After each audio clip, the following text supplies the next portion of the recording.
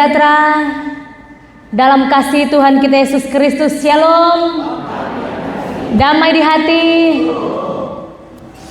Bapak Ibu, saudara-saudara yang kekasih di dalam Tuhan, setiap kali memulai ibadah minggu di gereja, Kadim selalu pasang lilin. Setelah prosesi masuk ruangan ibadah, pasang lilin, baru naik di atas mimbar. Di dalam perayaan Minggu Advent, kita juga memasang lilin dengan jumlah mengikuti minggu-minggu Advent. Sekarang seminggu Advent 2 lilin yang Kadim pasang di lilin Minggu Advent. Di perayaan Minggu Advent, di acara-acara kolom-kolom Bipra, kita merayakan ibadah menyambut Natal Yesus Kristus. Kita memasang lilin-lilin Natal yang dibagikan kepada jemaat-jemaat. Biasanya torang semati lampu, kong pasang lilin, menyanyi lagu 1000 lilin. Yesus berpesan, muliakanlah malam kudus, dan lain sebagainya. Mengapa saudara-saudara demikian? Karena kita beribadah kepada Allah yang adalah terang. Amin. Lilin menjadi simbol terang. Terang yang sesungguhnya adalah Allah yang kita imani, tempat atau tujuan persekutuan dan peribadatan kita. 1 Yohanes 1 ayat 5 berkata, inilah berita yang telah kami dengar dari Dia dan yang kami beritakan kepada kamu. Allah adalah terang dan di dalam Dia sama sekali tidak ada kegelapan. Kehadiran Yesus Kristus di dalam dunia juga digambarkan sebagai hadirnya terang di dalam dunia. Yohanes 8 ayat 12, Yesus berkata, akulah terang dunia. Dalam Alkitab, terang ini identik dengan kebenaran, kebaikan, pengharapan atau harapan baru, keselamatan, keberhasilan, dan kehidupan. Semua itu adalah sifat Allah dan karya Allah di dalam dunia. Pembicaraan tentang terang sudah dimulai sejak zaman Perjanjian Lama, termasuk di dalam kitab para nabi, seperti di kitab Yesaya pasal 60 yang kita baca dan yang akan kita renungkan di saat ini. Kepada umat Israel yang telah kembali ke Yerusalem dari pembuangan di Babel, yang dalam masa persiapan pembangunan bait Allah yang kedua, karena bait Allah yang pertama sudah dihancurkan oleh Babel, dan mereka dibuang menderita di Babel, dan sekarang telah kembali pulang. Dalam konteks Yesaya 60 ini telah pulang ke Yerusalem dan dalam persiapan membangun kembali bait Allah yang hancur.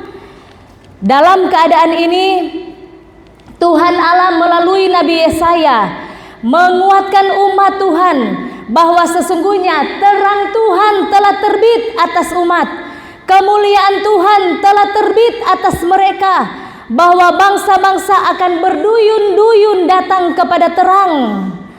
Anak laki-laki dan perempuan yang dulunya terserak akan kembali pulang dan berhimpun. Dan Tuhan akan mengadakan pemulihan yang besar dari masa kekurangan,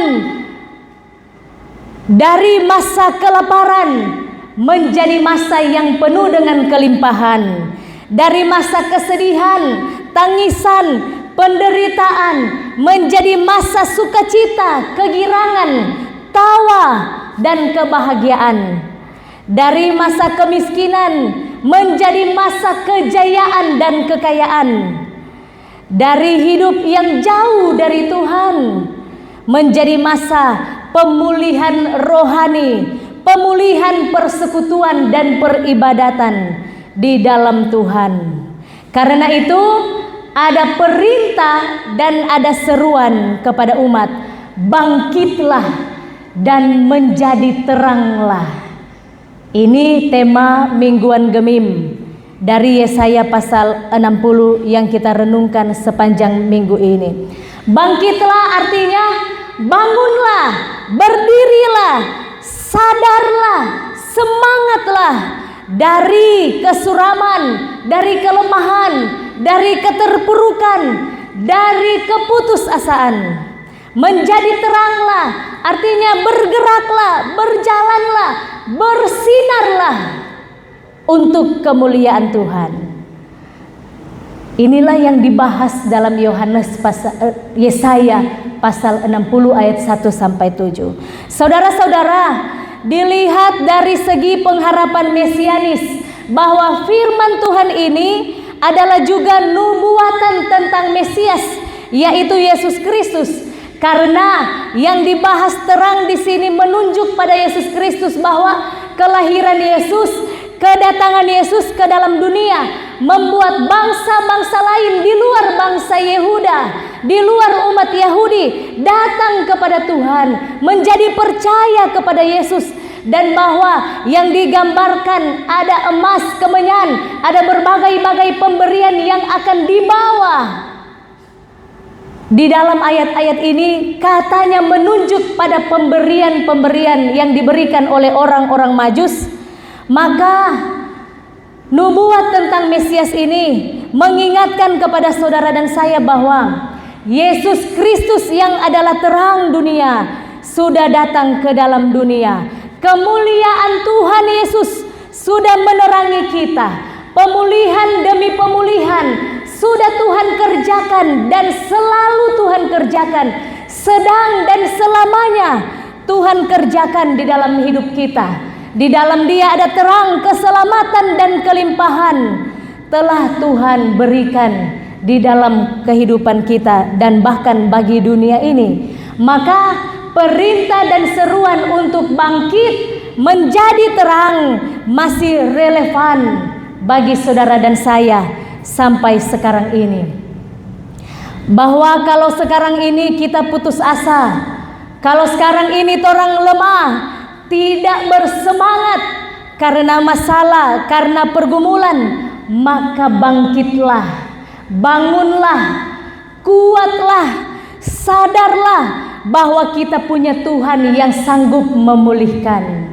Kalau saat-saat ini hidup kita suram karena kesalahan dan dosa, hidup kita gelap karena kejahatan yang mengikat hidup kita, hidup kita redup karena kejenuhan akan aktivitas hidup setiap hari, maka bersinarlah terang karena Yesus sudah datang menerangi kita, memberikan kita keselamatan dan pengampunan. Dan Dia juga berkata bahwa kamu adalah terang dunia, kita adalah anak-anak terang. Saudara-saudara yang kekasih di dalam Tuhan, dua hal yang saya catat secara rinci dapat kita maknai dari firman Tuhan ini. Yang pertama, mari kita melihat ayat 1 dan 2. Disinilah letak tema yang diangkat untuk kita renungkan di minggu ini, bangkitlah menjadi teranglah. Ini adalah perintah dan seruan agar umat bangkit dari keterpurukan dan menjadi terang, hidup bersinar untuk kemuliaan Tuhan. Mengapa? Karena ayat 2 jelas bilang, sebab sesungguhnya kegelapan menutupi bumi dan kekelaman menutupi bangsa-bangsa, tetapi terang Tuhan terbit atasmu dan kemuliaannya menjadi nyata atasmu. Saudara-saudara, kemuliaan Tuhan telah terbit atas hidup orang-orang beriman, bahwa kita adalah bangsa pilihan Tuhan, umat pilihan Allah, yang melalui kita Tuhan menyatakan terangnya dan kehadirannya di dalam dunia. Kong Tuhan pe terang yang terbit pat orang pe hidup, Tuhan pe kemuliaan yang menjadi nyata atas hidup kita. Terang Tuhan ini nyanda rupa lampu pohon terang pe terang. Terang Tuhan nyanda rupa lampu pohon terang, menyala mati, menyala mati, menyala mati.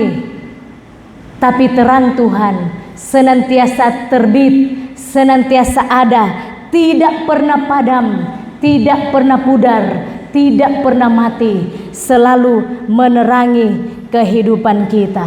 Maka saudara, apa yang kau gelisahkan saat ini, apa yang kita cemaskan di dalam hidup kita, apa yang kita khawatirkan di dalam hidup kita setiap hari, apa yang kita pikirkan yang menjadi beban-beban hidup kita memasuki minggu Advent menjelang kita merayakan Natal tahun ini. Firman Tuhan kasih semangat, perintah dan seruan, bangkitlah. Bahasa Ibraninya kum, lain juga menyebutkan kumi. Bangkitlah, bangkit, bangun, berdiri. Ini berbicara tindakan aktif, bukan pasif. Ini memberikan kekuatan dan perintah bagi saudara dan saya. Kalau saat ini kita sedang lemah, kita hampir menyerah karena masalah dalam rumah tangga, pergumulan datang lewat anak cucu, kita jenuh dengan berbagai-bagai aktivitas hidup, hari demi hari kita bekerja keras, kita lelah dengan berbagai-bagai beban dan tanggung jawab. Kita terancam patah semangat karena duka cita, karena apa yang kita rindukan dan doakan tidak kunjung kita terima, tidak dapat kita miliki, belum kita raih. Kita terancam hilang harapan karena sakit penyakit. Ada yang nyandak beres pat orang hidup, ada yang bergumul, ada masalah, ada tantangan yang torang alami. Rupa kacau ini keadaan. Saudara-saudara, Tuhan memberi semangat, bahkan perintah yang tegas. Bangkitlah, bangun, berdiri, semangatlah. Kita ada bersama dengan Tuhan. Amin. Tuhan ada bersama dengan kita. Bangkitlah, tegaklah berdiri, angkatlah kepalamu, semangatlah. Ada Tuhan yang tidak pernah meninggalkan kita, yang menyediakan pertolongan demi pertolongan, pemulihan demi pemulihan, jawaban demi jawaban atas hal-hal yang kita gumuli dan diperhadapkan di dalam hidup kita.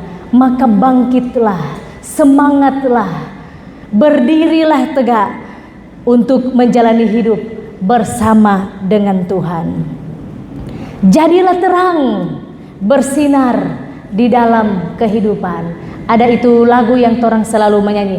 Yesus menginginkan daku bersinar baginya, bersinar, bersinar, bersinar terang. Jadilah terang. Itulah yang Tuhan kehendaki. Tuhan berkata, kamu adalah terang dunia. Tuhan memanggil kita menjadi anak-anak terang, bukan anak-anak gelap. Maka Tuhan memberi semangat bagi saudara dan saya, mengarahkan hidup kita di minggu Advent yang kedua ini. Kalau torang hidup semulai redup, semulai suram, torang masih ada di dalam kegelapan, ada kejahatan-kejahatan yang mengikat diri kita yang sulit kita tinggalkan. Tuhan tahu kelemahan kita, Tuhan tahu keterbatasan kita, Tuhan mengenal kita, bahkan lebih dari kita mengenal diri kita sendiri. Tetapi Tuhan masih senantiasa merindukan kita untuk bangkit dari segala keterpurukan dan menjadi terang. Untuk senantiasa kasih terang torang hidup. Kalau mungkin torang hidup so gelap, kasih terang. Kalau mungkin torang keadaan keluarga redup karena masalah, bangkit kasih terang, bersinar untuk kemuliaan Tuhan. Kalau mungkin torang lihat masa depan rupa suram karena tantangan ini dan itu, bangkit, percaya Tuhan so kasih terang. Ada terang di dalam Tuhan, bersinar untuk kemuliaan Tuhan. Cukup jo lampu pohon terang yang menyalamati. Mar hidup orang Kristen mesti bersinar terus. Menyala abangku, mesti bersinar, menjadi terang di dalam menjalani hidup ini. Sehingga mari torang baharui diri senantiasa hari demi hari. Itulah yang Tuhan rindukan. Bagian mana yang gelap di dalam hidup kita. Semua orang ada sisi gelapnya di dalam hidup. Dorang bilang DP istilah the dark side. Semua ada sisi gelap. Bahwa hari ini saya bisa tampil sebagai orang yang terang, bertobat, hidup baru di dalam Tuhan. Tetapi kita menyimpan berbagai kegelapan. Karena ada saat-saat kita jatuh, kita lemah dan kita berbuat dosa. Dan Tuhan tahu itu.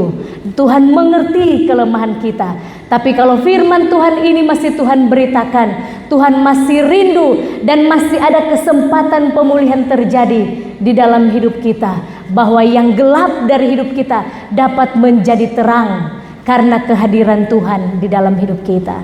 Sehingga jangan menjadi lemah, cari Tuhan dalam persekutuan ibadah.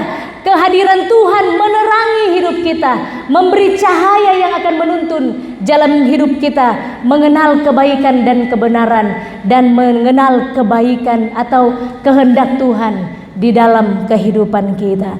Yang terakhir saudara, yang kedua, kita belajar dari firman Tuhan ini. Ayat-ayat selanjutnya, ayat 3, ayat 4, ayat 5, ayat 6, ayat 7. Kalau kita melihat diuraikan di dalam bagian-bagian ini berbicara tentang janji pemulihan Tuhan. Ada janji pemulihan yang terserak akan Tuhan himpunkan. Seperti di sini bilang, angkatlah mukamu, lihatlah sekeliling. Mereka semua datang berhimpun. Anakmu laki-laki datang dari jauh, anakmu perempuan digendong. Ada pemulihan atas kehidupan keluarga yang terserak dapat disatukan oleh Tuhan. Kemudian ada jaminan berkat dan pemulihan secara ekonomi. Sejumlah besar unta akan menutupi daerahmu, unta-unta dari Midian dan Eva. Mereka semua akan datang dari Sheba, membawa emas dan kemenyan, memberitakan perbuatan masyhur Tuhan. Ada jaminan pemulihan secara ekonomi dan ada jaminan pemulihan rohani, iman di dalam Tuhan. Di sini bilang, segala kambing domba Kedar akan berhimpun, domba jantan Nebayot akan tersedia untuk ibadahmu. Semuanya akan dipersembahkan di atas mezbahku sebagai korban yang berkenan kepadaku.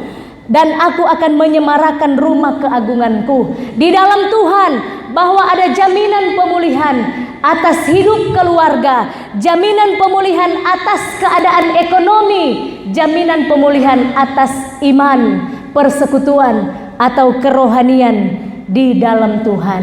Ini memberi kekuatan bagi saudara dan saya bahwa di dalam Tuhan tidak ada yang mustahil. Amin.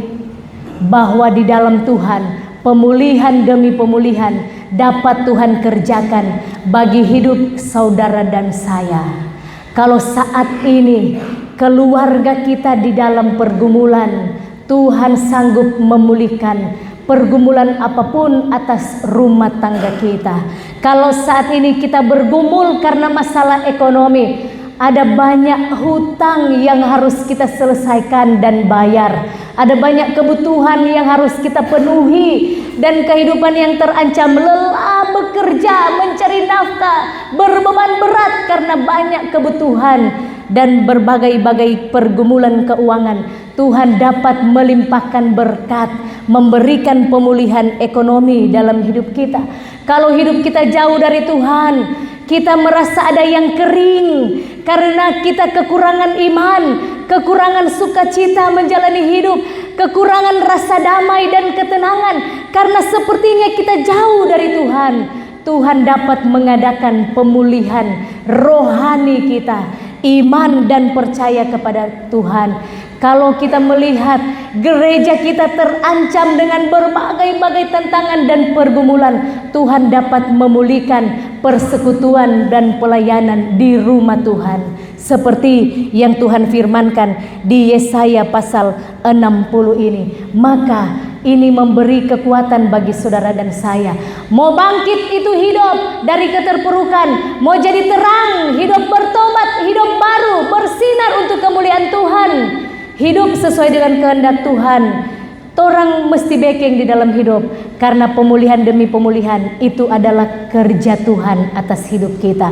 Pertolongan demi pertolongan itu adalah bagian Tuhan, memenuhi dan melimpah-limpahkan semua itu di dalam kehidupan kita. Kalau saudara-saudara melihat di Facebook saya, saudara-saudara, saya bersaksi satu peristiwa kecil kemarin. Mungkin saudara-saudara juga sudah membacanya. Saya menulis di Facebook dengan tulisan seperti ini: Tuhan memberkati dengan cara yang lebih hebat. Saya atau kami menang door prize di ibadah menyambut Natal pendeta jemaat Gemim se-Kota Manado yang dilaksanakan oleh BKSAUA Kota Manado. Ada door prize di sana, ada nomor undian, kong torang dapat dispenser. Mungkin orang pikir dispenser kok mau beli ada sto yang 150.000, 200, 250 kecil. Mungkin orang berpikir seperti itu. Tetapi saudara-saudara, ada makna yang luar biasa Tuhan beri lewat peristiwa kemarin menang undian door prize. Karena dispenser patorang perumah so error sadiki. Ada saat-saat kalau mungkin orang salah pencet mau ambil air, dia so sadiki dol atau ba error. Ada saat-saat tanpa orang lihat dia ambil air malele-malele.